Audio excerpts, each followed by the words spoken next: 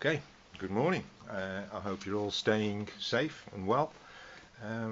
This has been my a bit of a lockdown project for me. I wanted something that would take up a little bit more time, so I decided to build a parlour guitar. So I spent a couple of months making this, and it's finished now. So I just thought I'd give you a little look round. So what we got is it's a full-scale guitar, but with a smaller body, so it gives that typical sort of intimate sound that you get from a parlour guitar. It's, what else can I tell you? It's based on an 1890s shape, a C. Bruno actually. But what I did was, instead of the ladder bracing, which was in the original, which they don't tend to last that long for steel strings anyway, I've put a X brace into it. So we've sort of modernised the engine underneath the bonnet there, but we've kept the outer look, or the retro look of that original parlour guitar. It also gives that the body shape and size gives that distinctive sound for the parlour guitar as well.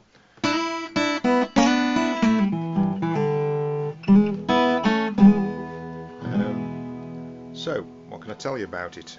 We've got a spruce top. It's Swiss spruce. I know exactly where it's come from, which side of the mountain sort of thing. Spruce top, very, very tight grained. Almost, I don't think you can even see it on the camera. It's that tight. They're tiny, absolutely, microscopic little grains there per inch. Very clean, beautiful top. Made a very vibrant top. I've used jet black ebony on the bridge there, ebony pins with a little bit of pearl in the end. Back and sides, this is African rosewood or babinga. Beautiful grain. I've got a back stripe up there to delineate the two halves. You can see the grain shimmers and sort of like got that hat box effect that you get. Really lovely. Used the babinga on the rosette there with a little bit of purfling either side to match the purfling on the top. Got rosewood fretboard with my custom sort of aluminium markers on the front. I've used the same markers on the side there, well, a smaller version for the player. I've got a African mahogany neck on the headstock. I've used Clusen pinstripes. Sort of retro, open backed, lovely, smooth, very good quality machine head there. On the headstock, around that way you can see, just pick it up.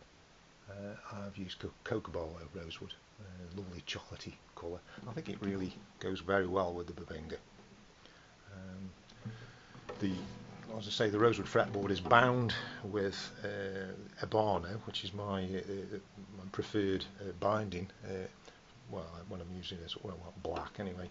It's an eco substitute for ebony, and I've used that on the body as well. It makes a lovely binding.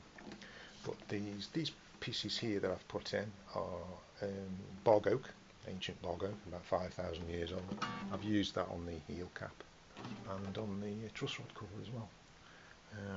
So that's sort of what it's made of. What does it sound like when you, if you want a sort of standard sort of finger picking.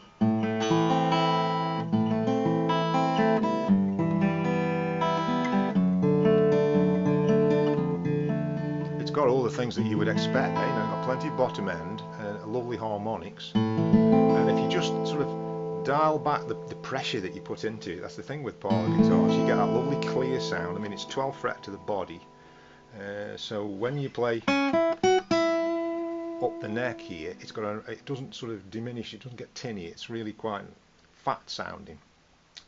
Whenever you drive it, that's that classic sort of bluesy sound that people associate with these early parlour guitars, you see, sort of. See what I mean?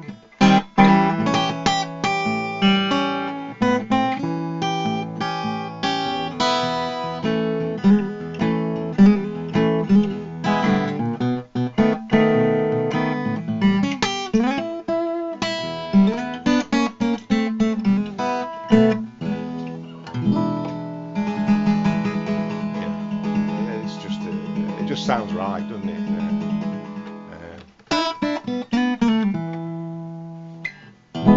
Very good. I like that sound.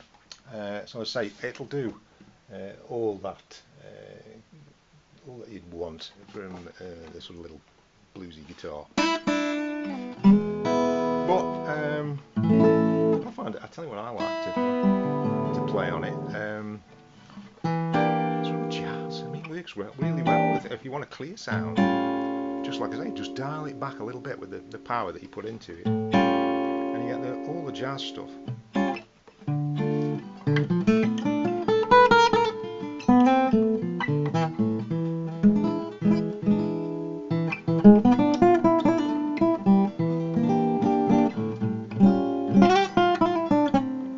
You got a lot of snarl that you get.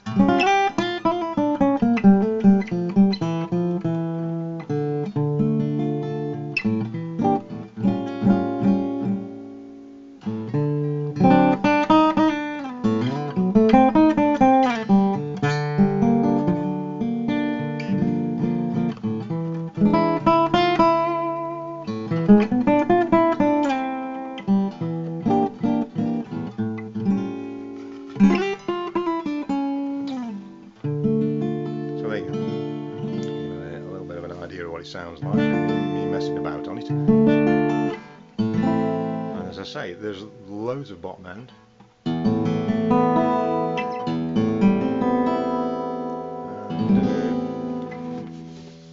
And this one is finished now. It's for sale if anybody's interested in it. In the UK, because I don't want all that trouble of trying to ship it around the world and the CITES troubles. So if you're in the UK and you're interested in a small parlour guitar, you might, if you hunt round down here on the video, you might find my email address somewhere if you sort of pressing buttons and things, and contact me and we'll take it from there. So there you go, it's a little parlour guitar in Babinga and Spruce by Chris Perkins. Okay.